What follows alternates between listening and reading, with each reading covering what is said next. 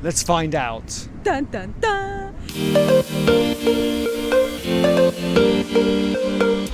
So in today's vlog, we're going to be checking out the old and the new here in Porto in terms of what there is to do as a tourist. So we're here at the customs, the old customs house, but is now a really big exhibition centre and museum as well. So today we actually, how did you find out about this? It came up like on Twitter or something as a sponsored, I guess it knows I'm in Porto, and they came up with a sponsored like tweet and said there's this exhibition on, maybe check it out. I thought, oh, this looks pretty cool, so I clicked on it, had a look, and hey presto, we're here. So we're going to go see an exhibition which is an immersive experience, but here we're going to look at one which is called the Legends of Porto. Historical stories and facts which are typical of the city, so that we can find out more about it.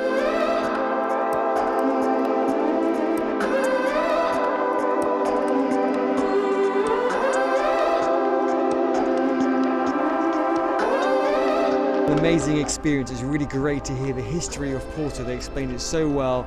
It felt like 5DX.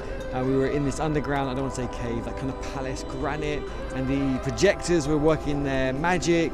And Jeremy Irons, narrated everything. Brilliant. These were the legends of Porto, so really famous stories which were based in historical fact, but obviously have myth and, you know, popular storytelling that's obviously been embellished over time. But actually most of them I didn't know about them, so it's really well worth it. Technologically, I thought it was really well organized, massive space, a few chairs if you don't want to walk around, which is nice. And yes, absolutely highly recommended. And even though it has got everything you would expect of a tourist trap, it's not a tourist trap. I think Portuguese people and tourists alike should definitely come to this exhibition.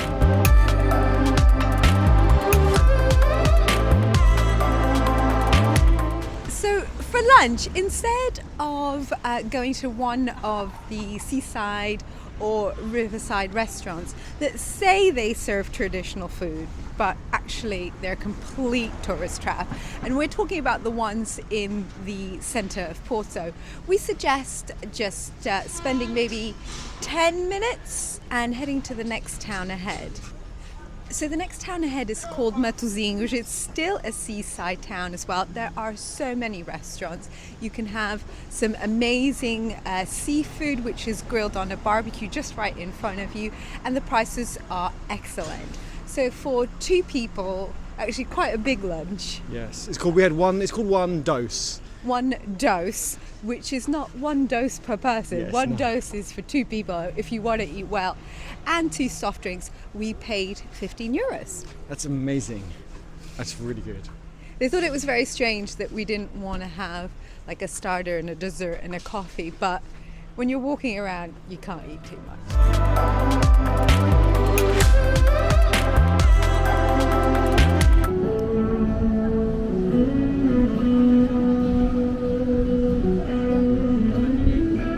So we are in Ribeira, which is by the river. So it used to be a working pier, but now is it a tourist trap? I don't think so. What do you think? I think it is clearly a tourist trap, but one that is worth it.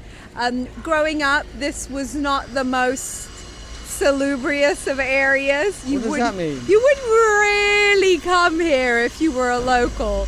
Maybe if you were a dodgy local, you'd come here. I'm a tourist. I fell for the tourist trap. I'm not, no, but this was like a very long time ago. It really seems to have been redone and catered for tourists with lots of boat taxis, coffee shops and souvenir stores.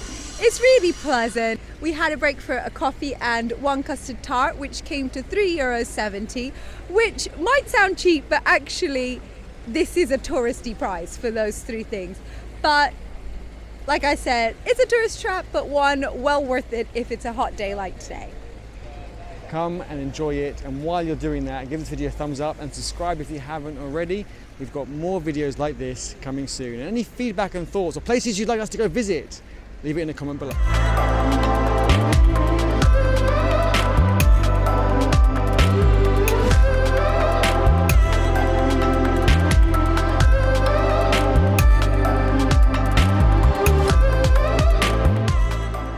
next stop is São Bento train station.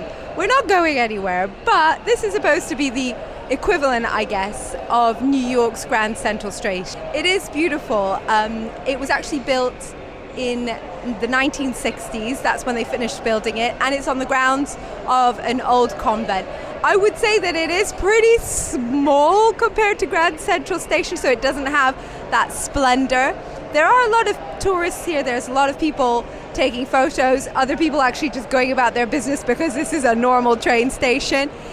If you're passing by, it's worth it to look at the tiles, to look at the traditional Portuguese tiles, but if you're not passing by, then give it a miss.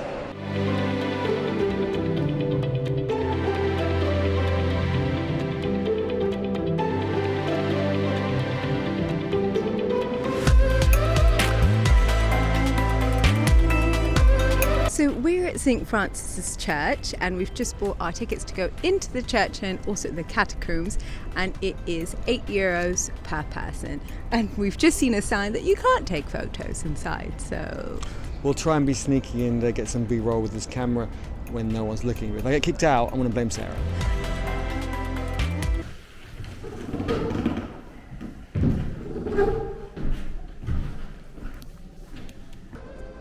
So we've just finished our tour of St. Francis's Church and the Catacombs.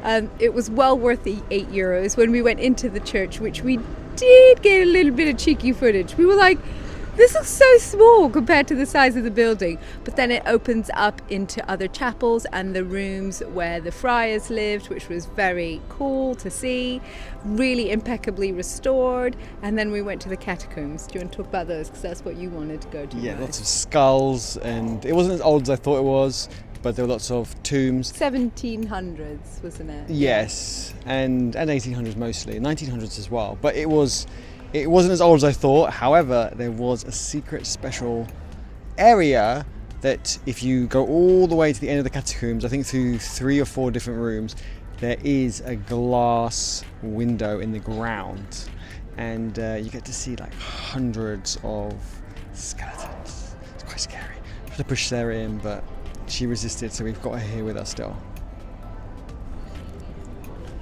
Wow, what a day. We hope you enjoyed it and had as much fun as we did, because we had so much fun.